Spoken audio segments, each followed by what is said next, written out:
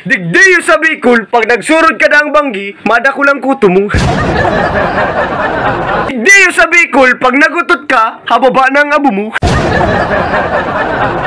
Digdi yung sa Bicol, ultimong tungay, kinakakan.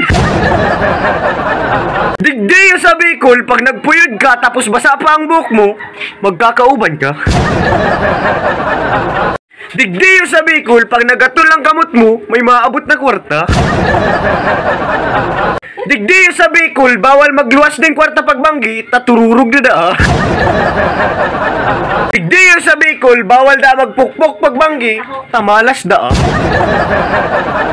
Digdi yung sa Bicol, magsipol ka lang, may electric pan ka na. Digdi yung sa Bicol, pag nasubrahan ka sa kakan, sasando ka ng tulak mo. Digdi yung sa Bicol, kadakol chismusa. Digdi yung sa Bicol, aki pa lang, chismusa na. Digdi yung sa Bicol, pag tagalibmanan ka, ha? Digdi yung sa Bicol, pag nagkakantang kalunggay, kalunggay mong girarayudo mo. Digdi yung sa Bicol, pag haranin na ang Pasko, mga ninong-ninang nagkukurulugan ng payo.